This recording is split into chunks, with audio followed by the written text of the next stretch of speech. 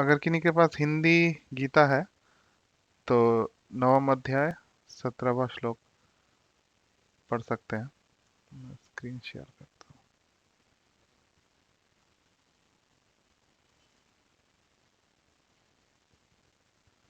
हरे कृष्णा प्रभु जी। हूँ। हरे कृष्णा। 9वां अध्याय 17वां श्लोक। पिताहम् अस्य जगतो माता धाता पितामहः वेद्यं पवित्र ओंकार ऋक्साम यजुरेव च। 18वां श्लोक। गतिर्भर्ता प्रभु साक्षी निवासः शरणं सुहृत् प्रभवः प्रलयस्थानं निधनं बीजमव्ययम्। हरे कृष्णा। दीप प्रभु, आपके पास भगवत गीता हिंदी है? हाँ, लेकर आ रहे प्रभु जी हमें। ओके।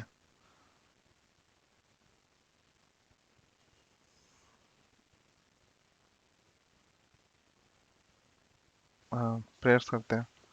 ओम अज्ञानतिमिरन्दस्य ज्ञानञ्जनशलाकया चक्षुरुन्मिलितं येन तस्मै श्रीगुरवे नमः। नमः ओम विष्णुपादाय कृष्णप्रेष्ठाय भूतले श्रीमते भक्तिवेदान्तस्वामिनिते नमिने। नमस्ते सारस्वते देवे गौरवाणी प्रचारिणे निर्विशेष शून्यवादी पाश्चात्यदेशतारिणे। जय श्री कृष्ण चैतन्य प्रभु नित्यानंद श्री अद्वैत गदाधर श्रीवासादि गौर भक्त वृंद।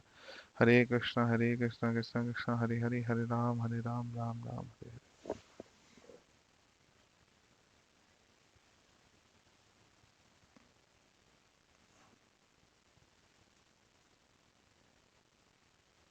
माता जी, आपके पास है 9.17 हिंदी भगवत हाँ गीता? ठीक है, आप पढ़िए तो। हाँ, कैन मैं यू पढ़ू। रीड? हाँ, translation and purport by his divine grace AC Bhaktivedanta Swami Srila Prabhupada. 17 number श्लोक। मैं इस ब्रह्मांड का पिता माता आश्रय तथा पितामह हूँ। मैं ज्ञेय जानने योग्य शुद्धिकर्ता तथा ओंकार हूँ। मैं ऋग्वेद सामवेद तथा यजुर्वेद भी हूँ। तात्पर्य श्रील प्रभुपाद के द्वारा। सारे चराचर विराट जगत की अभिव्यक्ति कृष्ण की शक्ति के विभिन्न कार्यकलापों से होती है। इस भौतिक जगत में हम विभिन्न जीवों के साथ तरह तरह के संबंध स्थापित करते हैं जो कृष्ण की शक्ति के अतिरिक्त अतिरिक्त अन्य कुछ नहीं है। प्रकृति की सृष्टि में उनमें से कुछ हमारे माता पिता के रूप में उत्पन्न होते हैं, किंतु वे कृष्ण के अंश ही है। इस दृष्टि से ये जीव जो हमारे माता पिता आदि प्रतीत होते हैं, वे कृष्ण के अतिरिक्त कुछ नहीं हैं। इस श्लोक में आए धाता शब्द का अर्थ सृष्टा है। न केवल हमारे माता पिता कृष्ण के अंश रूप है, अपितु इनके सृष्टा दादा तथा दादी तथा दादा कृष्ण है। वस्तुतः कोई भी जीव कृष्ण का अंश होने के कारण कृष्ण है।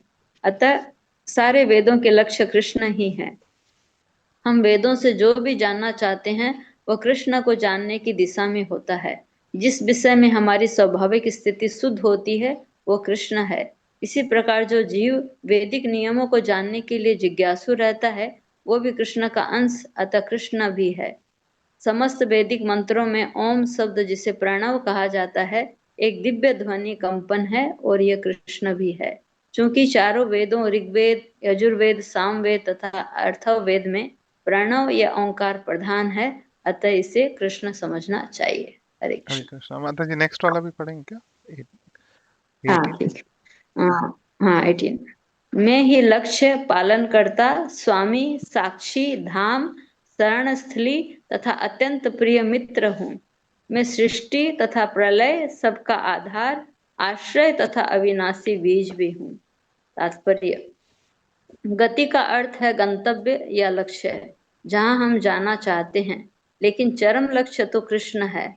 यद्यपि लोग इसे जानते नहीं। जो कृष्ण को नहीं जानता वह पथ भ्रष्ट हो जाता है और उसकी तथाकथित प्रगति या तो आंशिक होती है या फिर ब्रह्मपूर्ण। ऐसे अनेक लोग हैं जो देवताओं को ही अपना लक्ष्य बनाते हैं और तदनुसार कठोर नियमों का पालन करते हुए चंद्रलोक सूर्यलोक इंद्रलोक महरलोक जैसे विभिन्न लोकों को प्राप्त होते हैं।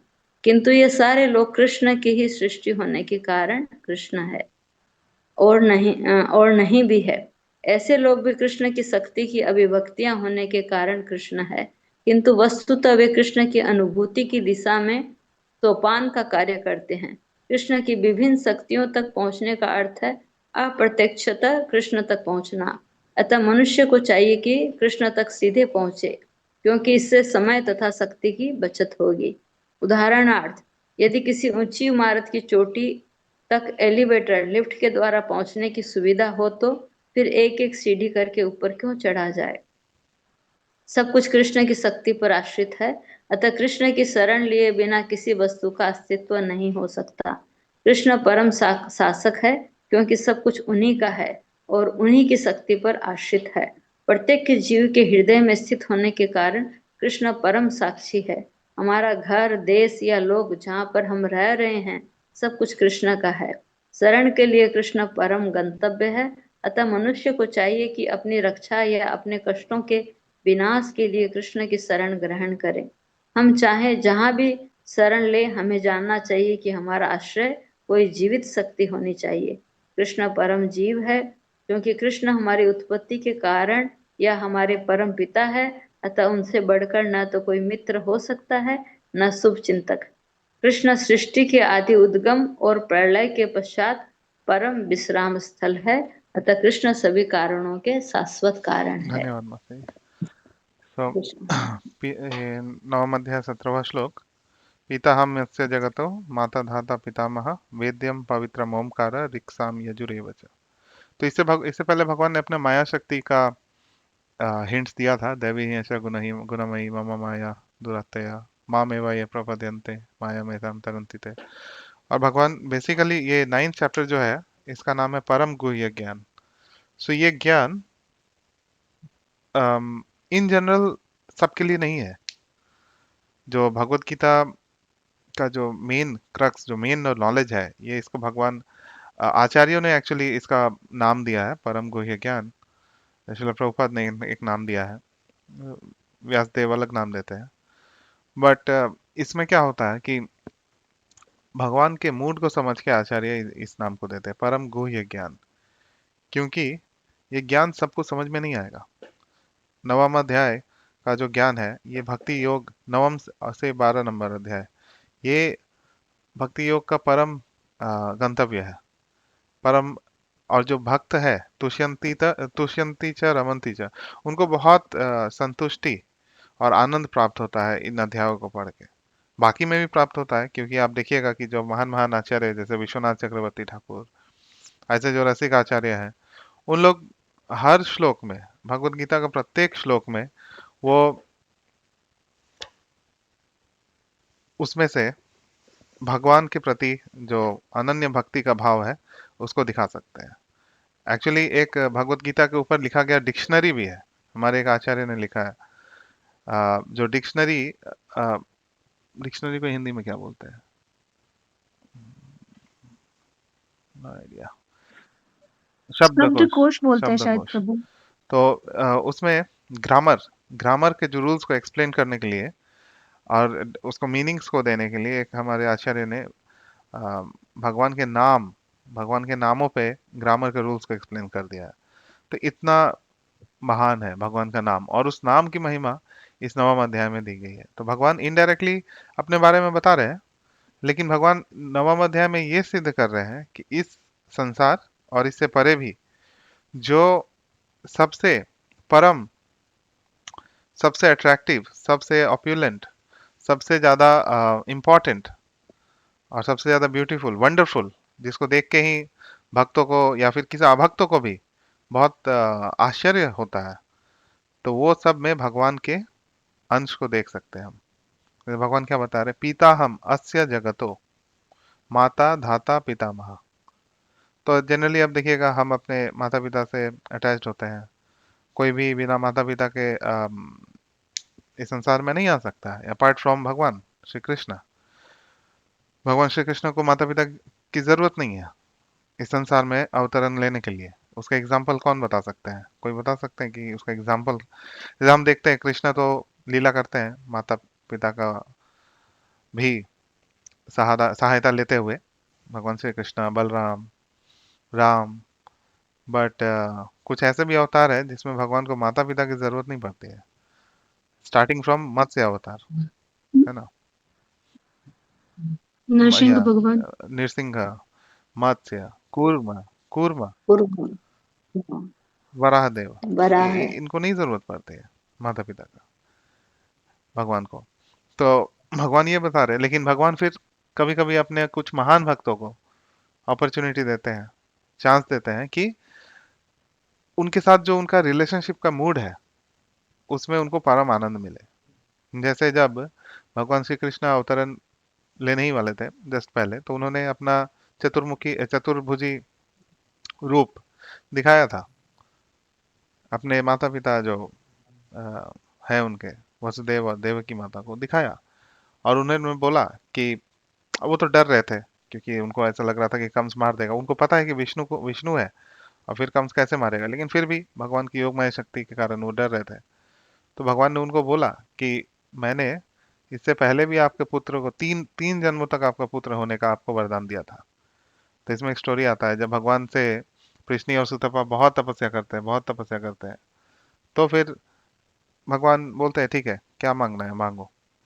तो वो लोग बोलते हैं कि मुझे दाम्पत्य का सुख चाहिए, चाइल्ड, चाइल्ड, मुझे आपके जैसा कोई एक पुत्र चाहिए। तो ऐसा पुत्र तो हो नहीं सकता है। भगवान ने बोला कि मेरे जैसा कोई और नहीं हो सकता है, ये वो पॉसिबल ही नहीं है। आप वैदिक शास्त्रों में भी देखिएगा, जैसे भागवतम में भगवान को प्रेयर्स ऑफर कर रहे हैं। कौन ऑफर कर रहे हैं? वेदास, वेद शास्त्र ही भगवान को प्रेयर्स ऑफर कर रहे हैं। ये सुनने में भी थोड़ा अजीब लग सकता है कि वेद शास्त्र कैसे भगवान को प्रेयर्स ऑफर कर रहे हैं। एक्चुअली वेद शास्त्र जब पर्सोनिफाइड एक व्यक्ति के रूप में आते हैं, तब फिर भगवान को प्रेयर्स ऑफर करते हैं। तो पृश्नी और सुतपा ने जब बोला भगवान को कि अ, हमें दाम्पत्य का सुख चाहिए, तो भगवान थोड़ा डिसअपॉइंटेड हुआ एक्चुअली। आता है ऐसा कि डिसअपॉइंट होता है कि मुझसे कुछ भी मांग सकते थे, लेकिन उन्होंने क्या मांगा? दाम्पत्य, मतलब एक पुत्र का सुख मांगा, वात्सल्य। तो वात्सल्य। क्या होता है कि फिर भी भगवान बहुत ही कृपालु है। भगवान उनको अपने इंटीमेट पास टाइम्स में शामिल करते हैं, उनको इंटीमेट बहुत क्लोज पास टाइम्स जो है भगवान का उसमें भी रखते हैं। और जनरली अगर कंपैरिजन किया जाए नंद महाराज और यशोदा माई, वो उनके इटर्नल पेरेंट्स हैं। लेकिन वसुदेव जी और देवकी मैया, जैसे जनरली क्या है कि आप देखिए जो जड़ जगत में भगवान का जो प्रतिष्ठा भी है, उसमें भी आप देखिएगा लोग नंद माई यशोदा माई नंद महाराज को जनरली उतना क्रेडिट नहीं देते हैं। उनको लगता है कि एक्चुअल पिता तो यही है, वसुदेव जी और देवकी। लेकिन भक्तों के जब कमेंट्रीज आप पढ़िएगा, तब आपको क्लियरली समझ में आएगा कि वहाँ भगवान का क्या लीला चल रहा है।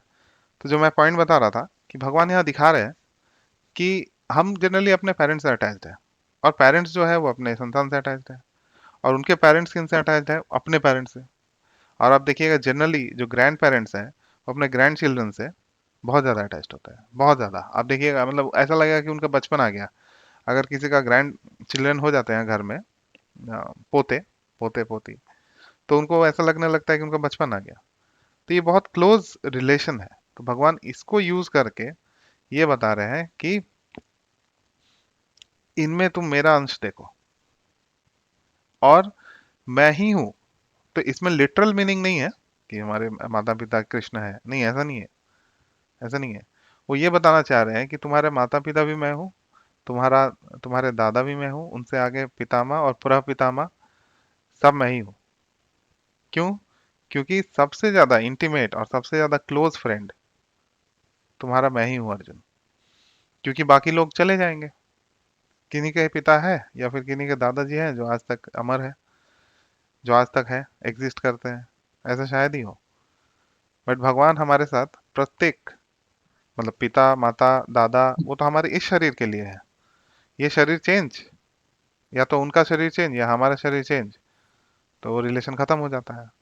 नेक्स्ट जैसे ही बॉडी मिलेगा, तो अगले दिन आप, मतलब मान लीजिए कि किसी को एक जानवर का शरीर पशु योनि में गया, तो वो अपने उसी पिता के सामने आएगा, तो भी उसको नहीं पहचान पाएगा, समझ में ही नहीं आएगा कौन है।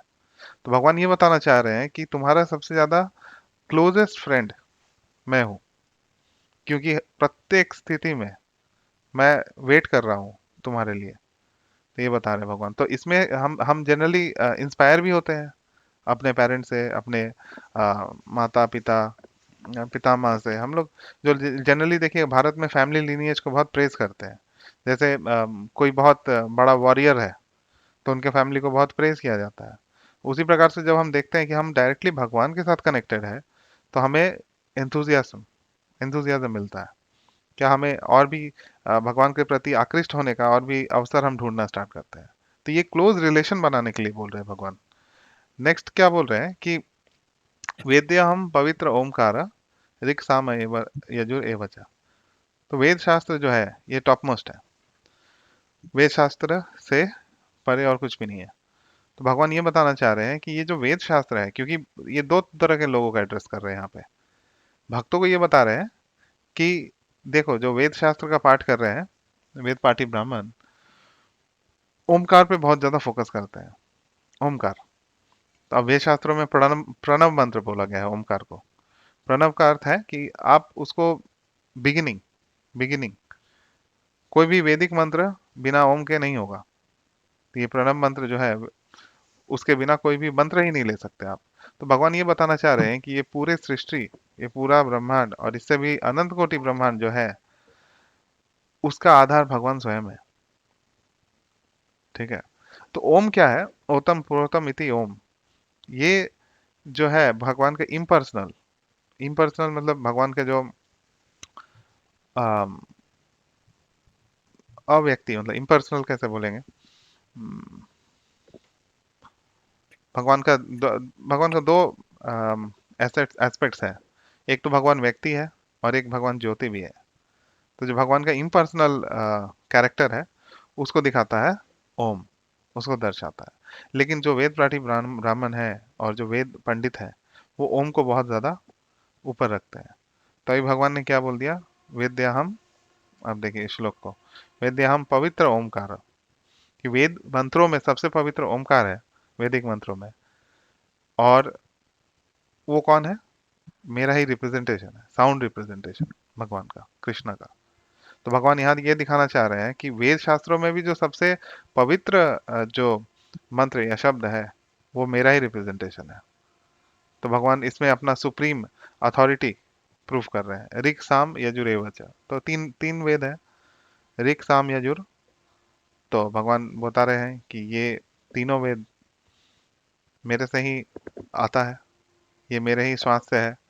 और ओमकार जो है इन तीनों वेद वेद शास्त्रों में सबसे इम्पोर्टेंट, वो भी मेरा ही रिप्रेजेंटेशन है। तो भगवान यहाँ बहुत इजीली एक्सप्लेन कर रहे हैं। तो इसे हम जनरली ये पढ़ के हमें क्या पता चलेगा, क्या फील करते हैं हम, कोई बता सकते हैं कि इससे हमें क्या समझ में आएगा? बोल सकते हैं माता जी अभी। भगवान ये कहना चाहते हैं कि इस जगत में हम्म। माने मैं ही जानने योग्य वस्तु जो है वो मैं हूँ। माने रिलेशन जो बनाना है वो मेरे साथ बनाओ। और वेदों के द्वारा ये बता रहे हैं कि जो जानने लायक जो जानने योग्य वस्तु जो है वो मैं हूँ। और भगवान बोलते हैं कि इस भौतिक जगत में जो ओंकार शब्द जो ध्वनि है वो भगवान का ही निर्विशेष शब्द ध्वनि है, ओंकार जो है। तो अ, हमें जो है हर तरह से भगवान को ही समझने का प्रयास करना है, क्योंकि इस जगत में जो भी है जानने योग्य सब कुछ भगवान ही है। जैसे माता पिता उन्होंने बताया, माता पिता धाता सब कुछ जो है भगवान ही है हमारे। और तीनों चारों वेद भी भगवान ही है, ओंकार भी भगवान है। तो इस तरह से हमें भगवान को जानने जी का माता जी, समझने का प्रयास। धन्यवाद। सो नेक्स्ट श्लोक। गतिर्भर्ता प्रभु साक्षी निवास सररम सुहित प्रभव प्रलय स्थानम निधानम बीजम अव्ययम। भगवान बता रहे हैं कि गतिम, गतिम का अर्थ है गोल, डेस्टिनेशन, गंतव्य। एक और श्लोक आता है भागवतम में, नाते विदु स्वार्थ गतिम ही विष्णु। प्रहलाद महाराज बोल रहे हैं कि इस जड़ जगत में जितने भी लोग हैं सब स्वार्थी है, सब कोई स्वार्थी है। और स्वार्थ ही एक का एकमात्र कारण है जिनके कारण ये जड़ जगत चलता है। ये स्वार्थ के कारण चलता है। फॉल्स ईगो है, अहंकार है। लेकिन अहंकार का भी जो स्रोत है वो स्वार्थ से ही हो जाता है। तो सब लोग स्वार्थी है। प्रहलाद महाराज ऐसे बता रहे हैं कि सबको अपने अपने स्वार्थ के बारे में चिंता है। लेकिन अगर वो स्वार्थी है भी, तो उनको पता नहीं है कि उनका परम स्वार्थ क्या है। ये misguided misguided civilization Srila Prabhupada जैसे बताते हैं कि सबको अपना अपना वेलबींग, मतलब सबको अपना अपना भलाई करना है। सबसे पहले अपना भलाई करना है, लेकिन उनको पता ही नहीं है कि उनकी भलाई किस में है, उनकी उनका सबसे परम गंतव्य क्या है। तो परम गंतव्य जैसे प्रहलाद महाराज वहां भी सेम एविडेंस दे रहे हैं। नाते विदु स्वार्थ गतिम ही विष्णु। विष्णु है सबके स्वार्थ गतिम, परम गति अगर किसी को चाहिए, अगर कोई स्वार्थी भी है तब भी वो विष्णु के प्रति ही स्वार्थ होना चाहिए। अदरवाइज इस इस संसार में सब कुछ विफल होगा। ये इटर्नल ट्रूथ है। ये परम सत्य है कि इस संसार में किया गया हर काम विफल हो जाएगा। इसमें ज्यादा आसक्ति ना होकर, टाइम बचाकर हम भगवान की सेवा करें, भगवान के भक्तों का सेवा करना चाहिए। अदरवाइज यहाँ पे हम बड़े बड़े बिल्डिंग्स बनाएंगे, बड़े बड़े क्या बताएं प्रोजेक्ट्स लेंगे, बहुत बड़े बड़े कार्य हम हमेशा ये करने का सोचते हैं कि इस संसार को हम अ, बहुत अच्छा बना देंगे रहने के लिए। तो यही है अभी आजकल मॉडर्न साइंटिस्ट जो है या फिर मॉडर्न फिलोसोफर्स, उनका कहना है कि संसार बहुत अच्छा है। मैं इसे पढ़ रहा था भागवतम में, जो हमारे 6 प्रकार के दर्शन है, मीमांसा, न्याय, वैशेषिका और फिर फाइनली वेदांत। उस 6 में से भागवतम के अकॉर्डिंग सिर्फ वेदांत करेक्ट है, बाकी सब करेक्ट नहीं है।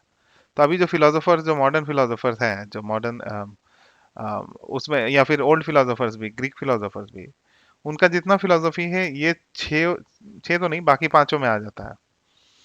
तो उनका कहना क्या है कि इस संसार को इतना अच्छा बनाओ, जैसे एक एक एक फिलोसफी है चारवाक का। चारवाक का फिलोसफी क्या है कि इस संसार में वो पीएम घृतवा, मतलब लोन लेकर भी मतलब ये मनुष्य शरीर एक बार मिला है, तो लोन लेकर भी अगर कुछ करो या ना करो, घी खाओ। ये चारवाक का कहना है। क्यों घी खाओ? ताकि उससे हम और भी ज्यादा इंजॉयमेंट कर सके इस संसार में। तो ये एक फिलोसफी है जो मॉडर्न साइंटिस्ट लोग का मटेरियलिस्टिक फिलोसफी है। ठीक है। तो उसके अनुसार इस संसार में आप देखिए, प्रत्येक व्यक्ति इस संसार को बहुत अच्छा बनाने में लगे हुए हैं। हालांकि वो उस प्रयास में उसको बर्बाद ही कर देते हैं। बट आप देखिएगा कि सबका स्वार्थ है इस संसार को अच्छा बनाए, और फिर उनको पता नहीं है कि कितने दिन रहेंगे यहाँ।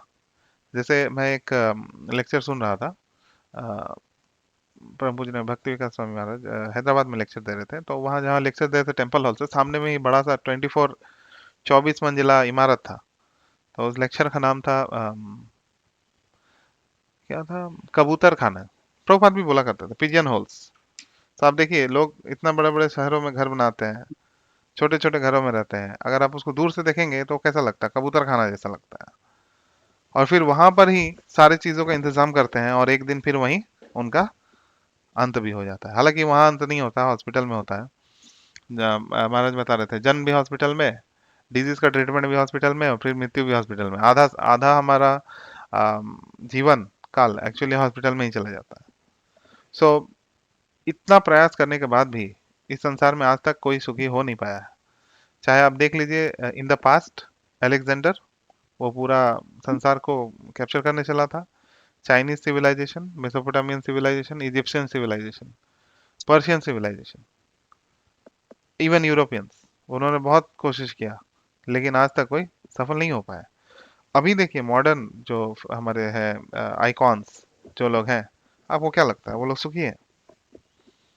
नहीं है। इसलिए तो प्रयास कर रहे हैं ना। अगर वो सुखी हो जाते तो फिर इतना प्रयास ही क्यों करते? तो क्योंकि वो सुखी नहीं है तो प्रयास कर रहे हैं। अब भगवान का कहना क्या है?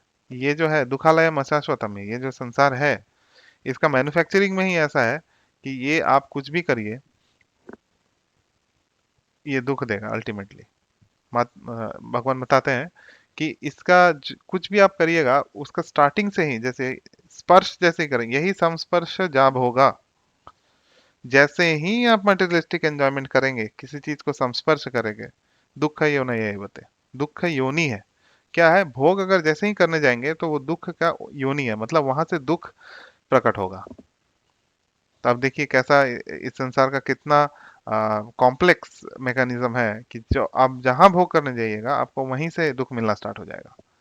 तो किसी को लगता है कि इस संसार में बहुत ज़्यादा मटेरियलिस्टिक जो लोग होते हैं, बहुत ज़्यादा धन धन संचय करने से क्या होगा, ज़्यादा हम धन संचय करेंगे तो ज़्यादा से ज़्यादा एंजॉयमेंट करेंगे। तो अल्टीमेटली लेकिन देखिएगा वही धन उनके पतन का कारण बनेगा।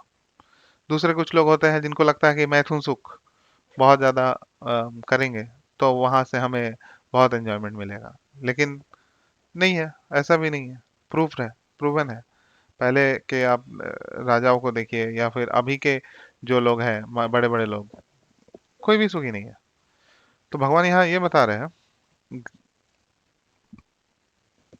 गतिम भरता। भरता का अर्थ क्या है? भरण पोषण। ये सुना होगा हमने ना, भरण पोषण। तो भगवान सबका भरण पोषण करते हैं, अरेंजमेंट करते हैं, और उसको करने के लिए भगवान को पर्सनली आने की जरूरत नहीं है। उनके विभिन्न शक्तियों के द्वारा भगवान अरेंजमेंट कर देते हैं। तो जो नास्तिक है या जो आस्तिक है या फिर जो लोग भगवान को गालियां देते हैं या भगवान को क्रिटिसाइज करते हैं, कम्युनिस्ट हैं, इतने तरह के इजम्स फैले हुए हैं इस संसार में, उनके लिए भी अरेंजमेंट अल्टीमेटली भगवान ही करते हैं। तो भरता है, भगवान क्या करते हैं, जब से हमने जन्म लिया, जैसे कुछ लोग हैं ना, वो बहुत टेंशन लेते हैं, अरे ये आवारा कुत्ते हैं, इनको खाना कोई नहीं दे रहा है। मतलब आप देखिएगा अगर कोई सो कॉल्ड आजकल जो चल रहा है फिलैंथ्रोपी, उसमें देखिए सबसे ज्यादा टॉप पे है आवारा कुत्तों को खाना खिलाना, है ना। आप लोग तो देखते हैं, मतलब मैं रियल टाइम एग्जांपल से कनेक्ट कर रहा हूँ। बट हमारा प्रश्न ये है कि आवारा कुत्तों को खाना कौन खिला रहा है? तुमसे पहले कौन खिलाता था? है ना, तुमसे पहले कौन खिला रहा था? भगवान खिला रहे थे। पक्षियों को खाना खिलाते हैं। तो वो क्या है, टाइम वेस्ट है। क्योंकि वो उनको क्या लगता है कि मैं जैसे जाता हूँ अपने लोकेलिटी में भी निकलता हूँ तो कोई कोई देखते हैं एक बाइक खड़ा है और फिर वहां पे बहुत सारे कुत्ते झुंड बनाए खड़े हैं, क्योंकि कुछ लोग आके लाके उनको खाना वाना खिलाते हैं। तो उनको लगता है कि वो चला रहे हैं संसार को। बट उन्हें नहीं पता है कि जो वो हाथी 150 किलो खाता है रोज, उसको भी भगवान उसका भरण पोषण कर रहे हैं। हमें लगता है कि हम अपना भरण पोषण कर रहे हैं, लेकिन अगर परमात्मा रूपी भगवान एक दिन हमसे परमिशन छीन ले कि हमारा हाथ या पैर नहीं हिलेगा, तो वो भरण पोषण रुक जाएगा, उसी समय रुक जाएगा। भरण पोषण तो छोड़िए, हम पानी पीने के लायक नहीं रहेंगे। तो एक दिन ऐसा ही होता है, ये साइंस है। एक्चुअली क्या होता है, भगवान ने हमें अभी परमिशन दे के रखा है, सैंक्शन आएगा, नेक्स्ट वर्ड ही है, सैंक्शन करके रखा है। जैसे देखिएगा ना, लेटर ऑफ ऑथराइजेशन होता है कि इतने साल तक तुम मेरे, जैसे आप रेंट एग्रीमेंट करते हैं, कहीं घर में रहते हैं तो 11 महीना, इतना महीना तक तुम घर में रह सकते हो, 11 महीना एक दिन होगा खत्म, नहीं रह सकते हो। तो भगवान ने हमें डेस्टिनी के अनुसार, मतलब भगवान हमारे कर्मों के अनुसार और हमारे एफर्ट्स, हमारे इच्छा के अनुसार हमें एक शरीर दिया है। हाँ, ऐसा इच्छा से शरीर मिला है, और शरीर का कंडीशन क्या होगा वो कर्म के अनुसार है। तो अब एक दिन ऐसा आएगा कि भगवान अपने पावर्स को विड्रॉ कर लेंगे। उस दिन हम बेड पे ऐसे सोए पड़े रहेंगे, उस दिन हम हिल नहीं पाएंगे। लेकिन हमें अभी क्या लगता है, मिथ्या अहंकार के कारण, कि हम पालन कर रहे हैं। किन का पालन कर रहे हैं? जो लोग मान लीजिए अपने घर का पालन पोषण करते हैं, अपने बच्चों का करते हैं, तो वो इतना टेंशन, मतलब मॉडर्न सिविलाइजेशन इतना इतना ज्यादा नास्तिक है। वो उनको मतलब आप देखिएगा बच्चों को इतना ज्यादा पैम्परिंग करते हैं कि इनके लिए इतना प्रॉपर्टी करना है, इनके लिए इतना एसेट करना है। Actually I think Kabir, generally हम लोग कबीर को कोट नहीं करते हैं, बट उसका एक श्लोक है, एक श्लोक नहीं, मतलब उनका एक दोहा है कि जो किसी का पुत्र है, मान लीजिए वो सुपुत्र है, सुपुत्र मतलब माता पिता का बहुत अच्छा पुत्र है, तो वो क्या करेगा, अगर माता पिता उसके लिए संपत्ति छोड़ के ना भी जाए तो अपने धन संचय करके वो संपत्ति बना लेगा। लेकिन अगर कुपुत्र है, कुपुत्र मतलब माता पिता का बात नहीं सुनता है और उल्टा पुल्टे काम में लगा हुआ है, मतलब आप समझ सकते हैं, तो फिर क्या करेगा, आप जितना भी धन संपत्ति छोड़ के जाइए उस सारे चीज को नष्ट कर देगा। तो अंडर बोथ सर्कमस्टेंसेस एक्चुअली हमें कुछ करने की जरूरत नहीं है। तो यह हमें मिथ्या अहंकार के कारण लगता है कि हम उनका पालन पोषण कर रहे हैं। उनका पालन पोषण जिस दिन से हम श्वास लेना शुरू कर देते हैं, इवन माता के गर्भ में जब हम रहते हैं, उस समय से कौन चला रहा है? उन उस समय पालन पोषण कौन कर रहा है? भगवान कर रहे हैं। अगर माता क्या अपने हाथ से खिला रही है, जब मान लीजिए किसी का, हम माता के गर्भ में थे, तो माता क्या, माता को पता भी है कि हमें कैसे भोजन मिल रहा है? और मतलब या फिर कोई साइंटिस्ट ऐसा दवाई कोई मैकेनिज्म या फिर चीर फाड़ करके ऑपरेशन करके खाना खिलाता है, जो एम्ब्रियो होता है ना, क्या बोलते हैं, फीटस, एम्ब्रियो, भ्रूण, भ्रूण बोलते हैं उसको संस्कृत में। तो उसको उसको कैसे भरण पोषण कर रहा है? भगवान कर रहे हैं, परमात्मा रूप में। भगवान ने अरेंजमेंट बनाया है। आप ये देख सकते हैं, जब आप भक्ति के नजरिए से देखेंगे, भक्ति के अंजन मतलब जब आपको लगे, मतलब भक्ति के अंडर होके और भगवान की कृपा को समझ के जब आप इन चीजों को समझेंगे तो आपको अमेजिंग लगेगा। भगवान को हम ग्लोरीफाई करेंगे कि भगवान का सिस्टम इतना परफेक्ट है कि इसमें इंटरफेयर करने का तो ऑटोमेटिक सिस्टम है ये। इवन ऑटोमेटिक सिस्टम को हम बनाते हैं तो उसमें फॉल्ट्स आ जाते हैं। जो भी इंसान मतलब जो भी मनुष्य बनाते हैं वो फॉल्ट्स आते हैं। लेकिन भगवान का सिस्टम ऐसा है, आप देखिए ऑटोमेटिक होता है। फिर कुछ समय के बाद आप देखिएगा, फिर वो जब जन्म लेता है शिशु, उस समय के भी फिर देखिए उसको ऑटोमेटिकली पालन होता है। कितने लोग हैं जिनके माता पिता ना रहते हुए भी उनका पालन पोषण हो गया। कितने लोगों का तो जंगल में पालन पोषण हो जाता है। तो कौन कर रहा है वो? ध्रुव महाराज की कहानी में आप देखिए, ध्रुव महाराज जब तपस्या करने निकल गए तो उनको रास्ते में कौन मिला? एक, ये आप लोगों को पता होगा, सुरुचि और सुनीति का कहानी है। कहानी नहीं, ये वास्तव में घटना है। तो दो माताएं, दो उत्तानपाद महाराज की दो पत्नियां थी, सुरुचि और सुनीति। सुरुचि देखने में बहुत सुंदर थी, आपको पता है। तो उनका एक दिन ध्रुव महाराज बैठे हुए थे अपने पिता के गोद में, तो उसको उतार देती है। तो फिर वो अपने माता से डिस्कस करते हैं। तो माता बोलती है कि विष्णु को पाना है, प्राप्त करना है तो जंगल में जाना होगा। मैंने देखा है बड़े बड़े मुनि तपस्वी सब जंगल जाते हैं। तो ध्रुव महाराज जंगल चले गए। तो जंगल जाने से पहले उनको नारद नारद मुनि मिले। आप देखिए वो जंगल में ऐसा तपस्या किए, उस समय कौन मेंटेन कर रहा था? भगवान ही मेंटेन कर रहे थे परमात्मा के रूप में। इवन आप देखिएगा धीरे धीरे उसमें आएगा वो प्रसंग में, 6 मास फिर 6 मास ऐसे करके जो भगवान के लिए तपस्या करते हैं ध्रुव महाराज, तो अल्टीमेटली एक टाइम पे जाके वो अपना श्वास तक रोक देते हैं। अगर अपना श्वास कोई रोक दे तो वो क्या जीवित रह सकता है? नहीं रह सकता। लेकिन ध्रुव महाराज के प्रसंग में उन्होंने अपना श्वास भी रोक दिया। उनके श्वास रोकने के कारण क्या हुआ? पूरे संसार का श्वास रुक गया। सृष्टि प्रलय होने वाला था उस समय। तब फिर भगवान नारायण रूप में उन्हें दर्शन देता है, छोटे सा बच्चा। तो उनको विश्वास है कि भगवान ही सस्टेनर है, भरता, ये जो वर्ड है भरता, बहुत इंपॉर्टेंट है। प्रभु, प्रभु तो आप जानते ही हैं, प्रभु मीन्स मास्टर। मास्टर, हर चीज के मास्टर है भगवान। आइदर अपने योग माया शक्ति के थ्रू और महामाया शक्ति के थ्रू, भगवान ही मास्टर है सबके। नेक्स्ट क्या है? साक्षी।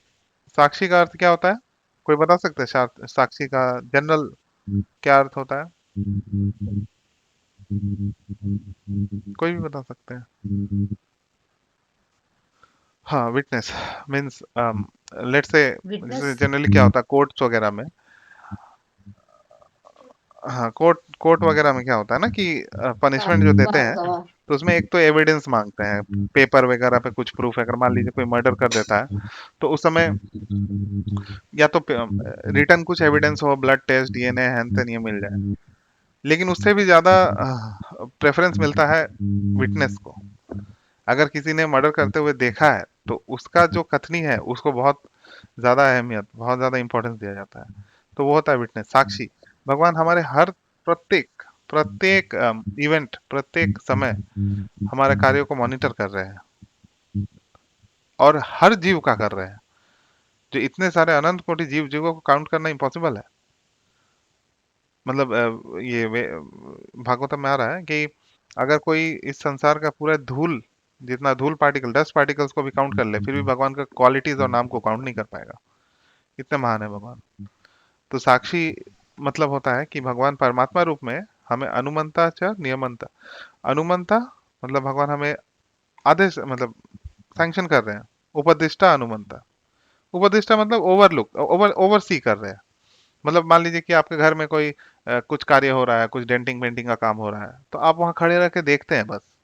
उनको कमांड्स नहीं देते हैं कि ये ऐसे करो वैसे करो, अदरवाइज तो वो फिर नहीं काम करेंगे। तो भगवान भी ऐसे ही परमात्मा रूप में साक्षी है, विटनेस है। अभी विटनेस का कहाँ काम आता है? कोई बता सकते हैं? ये विटनेस जो है भगवान इसका कार्य कहाँ होता है?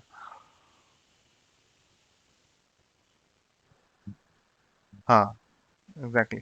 उस टाइम पे भगवान का विटनेस एज अ यमराज के परमात्मा का वहाँ। विटनेस यूज होता है। फिर नेक्स्ट हमारा जो बॉडी डिसाइड होगा, वो तो यमराज नहीं डिसाइड करता है। सो वो भी परमात्मा से ही होता है। पनिशमेंट का तो डिसीजन यमराज करते हैं, नेक्स्ट बॉडी का नहीं करते हैं, वो परमात्मा के थ्रू होता है।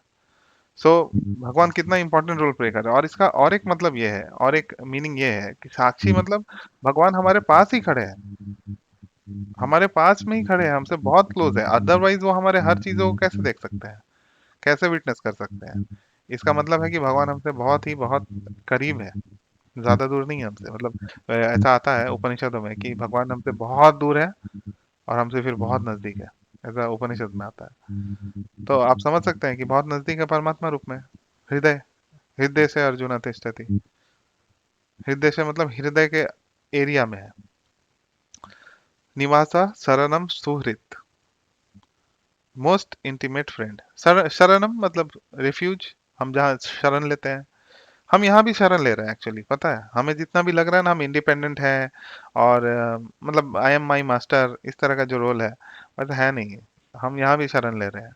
किसका शरण ले रहे हैं? जब छोटे बच्चे रहते हैं माता पिता का शरण लेते हैं, थोड़े बड़े हो जाते हैं टीचर का शरण लेते हैं, और थोड़े बड़े हो जाते हैं जॉब करते हैं बॉस का शरण लेते हैं, जो हमें गालियां भी देते हैं। सो इतने लोगों का शरण लेते हैं। फिर बाद में इधर कुछ हस्बैंड ऐसे बन जाते हैं जो अपने मतलब वाइफ का शरण लेते हैं, वाइफ हस्बैंड का शरण लेते हैं। तो यहाँ भी वही चल रहा है अल्टीमेटली।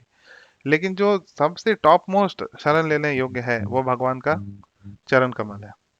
चरण कमल में भी भगवान का टो को बोला जाता है कि भगवान का टो जो है वो शरण लेने का सबसे मतलब परम गंतव्य है, डेस्टिनेशन है। तो शरण हम यहाँ भी ले रहे हैं, लेकिन बाकी चीजों में जहाँ हम शरण ले रहे हैं, जहां भी हम शरण ले रहे हैं इस जगत में, वहां से हमें दुख मिलेगा, वहां से हमें कुछ भी कल्याण नहीं होगा हमारा, अनलेस किसी भक्त के चरण कमलों में शरण ले। हाँ, भक्त का अगर लेंगे तो फिर हमारा कल्याण जरूर होगा, क्योंकि वो फिर हमें भक्त कहाँ निवास करते हैं, जो महान महान आचार्य हैं, कोई बता सकते हैं कि कहाँ उनका निवास स्थान होता है? तो महान भक्त प्रहलाद, कहाँ उनका निवास है? बहुत ईजी है। आप देखिए श्रील प्रभुपाद का या कोई भी आचार्यों का प्रणाम मंत्र पढ़िए, क्या है? नमो विष्णुपाद है, विष्णुपाद, ये एक टाइटल है जो भगवान विष्णु के चरण, पाद मतलब चरण, चरण में निवास करते हैं। भगवान। तो उनका शरण हम ले लें। फॉर्चुनेट, हम लोग बहुत फॉर्चुनेट है एक्चुअली कि किसी न किसी तरीके से हम कनेक्ट हो गए हैं भगवान के भक्तों के साथ। तो अभी हमें भगवान के भक्तों का शरण लेना है, आचार्यों का शरण लेना है, आचार्यों के वाणी का शरण लेना है। तो फिर हम, हाँ, हम हमारा कल्याण होगा। अदरवाइज किसी का भी शरण लेंगे इस जगत में, वो मतलब क्या वर्थ नहीं है शरण लेना किसी का। सुहृत, सुहृत का मतलब होता है मोस्ट इंटीमेट फ्रेंड। सो ऐसा ऐसा फ्रेंड जो आपको हर परिस्थिति में आपका हेल्प करे, और आपके बिना बोले हेल्प करे, उसको बोलते हैं सुहृत। सुहृत का लिटरल मीनिंग ये है कि जो आपका हमेशा भला चाहे, और आप कष्ट में आए इससे पहले ही आपके लिए कुछ करे। मतलब क्या होता है जनरली, जो प्रोफेशनल आप देखिएगा, एक होता है चाइल्डहुड फ्रेंडशिप और एक होता है प्रोफेशनल फ्रेंडशिप। प्रोफेशनल में क्या है कि आपको फोन करना होगा, आपको समझाना होगा सिचुएशन, और फिर गिड़गिड़ाना होगा। लेकिन किसी का अगर बहुत अच्छा कोई चाइल्डहुड फ्रेंड है, तो वो आपके बात से ही समझ जाएगा कि आप किस कंडीशन में, किस स्थिति में है। तो उससे भी ज्यादा बढ़ के भगवान की स्थिति है कि भगवान की बिना कुछ बोले ही समझ जाते हैं, बिना कुछ बोले ही जान जाते हैं। उस हिसाब से, उस अकॉर्डिंगली भगवान अरेंजमेंट करते हैं हमारा नेक्स्ट। तो इसीलिए भक्तों को जो अपनी इच्छा है उस पे बहुत कंट्रोल करने की जरूरत है। कुछ भी ऐसा मेटेरियलिस्टिक फालतू चीजों को इच्छा ना करें हम, जिससे भगवान को एक्चुअली दुख होगा। भगवान को दुख होगा एक्चुअली, ये बोलना भी करेक्ट नहीं, भगवान को दुख कैसे हो सकता है, ये बहुत फिलोसोफर्स ये क्वेश्चन उठाते हैं। बट एक्चुअली जब डिवोटी, हम डिवोशनल एंगल से देखते हैं, तो भगवान को दुख होता है। जब कृष्णी और सुतपा ने एक्चुअली बोला कि भगवान मुझे वात्सल्य रस का आस्वादन करना है, तो भगवान को दुख हुआ, ऐसा शास्त्र में आ रहा है। तो इस प्रकार से हम जब भी कुछ मटेरियलिस्टिक चीजों के लिए भगवान से मांगते हैं या नहीं भी मांगते हैं, तो फिर भी लेकिन हम इच्छा कर रहे हैं कि हमें कुछ ऐसा मटेरियलिस्टिक चीज मिल जाए, हमें ये मिल जाए, हमें वो मिल जाए, भगवान को दुख होता है। वो कहाँ से समझ में आता है हमें? शास्त्र से, शास्त्र प्रमाण है इसका। तो हम क्या समझ सकते हैं कि ये प्रत्येक क्वालिटी बता रहे हैं भगवान अपना, और इन क्वालिटीज के थ्रू भी हम भगवान से अटैच हो जाए, ये चाहते हैं भगवान। सो कृष्णा यहाँ बता रहे हैं कि नेक्स्ट प्रभव प्रलय स्थानम, क्या बता रहे हैं कि भगवान से ही सृष्टि है और प्रलय है। तो दो प्रकार का प्रलय होता है। एक प्रलय ऐसा होता है जिसमें ब्रह्मा जी सो जाते हैं, तो उस समय जितने सारे जो जीवात्मा है वो निष्क्रिय होते हैं, इनएक्टिव हो जाते हैं। और दूसरा प्रलय होता है जब ब्रह्मा का एक्चुअली मृत्यु हो जाता है, उस समय पूरा एनिहिलेशन, मतलब टोटल प्रलय हो जाता है, संपूर्ण प्रलय। और जितने भी जीवात्मा है वो भगवान विष्णु, महाविष्णु के अंदर प्रवेश करके वहां पे रेस्ट करते हैं। तो भगवान से ही सृष्टि है। और किसी को समझना है सृष्टि प्रलय, भागवतम पढ़िए, वहां से बहुत क्लियर एविडेंस है, बहुत चीजें हमें पता चलती है भगवान कैसे सृष्टि करते हैं, कैसे प्रलय करते हैं। बहुत कॉम्प्लिकेटेड है एक्चुअली, बट भगवान की इच्छा मात्र से हो जाता है। तो हमारे लिए कॉम्प्लिकेटेड है सुनने के लिए, भगवान सिर्फ इच्छा करते हैं और सब चीज हो जाता है, डन। उसके लिए मेहनत नहीं करना पड़ता है भगवान। यही डिफरेंस है जीवात्मा और भगवान में। ये जीवात्मा इच्छा करता है, साथ में मेहनत भी करना पड़ता है, परिश्रम करना पड़ता है। लेकिन जो भगवान है वो बस इच्छा करते हैं, बाकी उनकी शक्तियां जो है वो उसको कर देती हैं, प्रलय और सृष्टि दोनों। और भगवान बता रहे हैं बेसिस ऑफ एवरीथिंग निधानम बीजम अव्ययम। बीज मतलब होता है सीड, अव्ययम का मतलब जिनको इम्पेरिशेबल, कभी भी खत्म नहीं होगा, जो कभी शेष ना हो। और रेस्टिंग प्लेस मतलब, प्रभुपाद यहाँ लिख रहे हैं, and since Krishna is the source of our generation और the supreme father, no one can be better friend than Krishna, nor anyone can be a better well-wisher. Krishna is the original source of creation and ultimate rest after annihilation. Krishna is therefore the eternal cause of all causes. देखिए, जैसे बताया जाता है ना कि human form of life जो है, या मनुष्य जीवन जो है, मनुष्य देह जो है, इसको बोलते हैं यूज इट और लूज इट। तो आइदर हम इसको भगवान की सेवा में यूज करें, या फिर अपने इंद्र तृप्ति भोग वासना इसको पूरा करने के लिए यूज करें।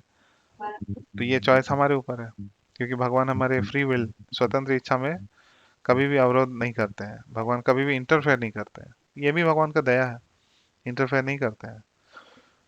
सो एक श्लोक है रामायण से, भगवान ने सब यहाँ बता रहे हैं, भगवान राम कोट कर रहे हैं, बोल रहे हैं लंका कांड में 18वां अध्याय 33वां नंबर श्लोक। सकृद एव प्रपन्नो यस तवास्मिति च याचते अभयम सर्वदा तस्मै ददामि एतद व्रतम मम। भगवान बोल रहे हैं, ये जैसे मैंने बताया ना, ये अभी भगवान ने प्रॉमिस किया है दो बार।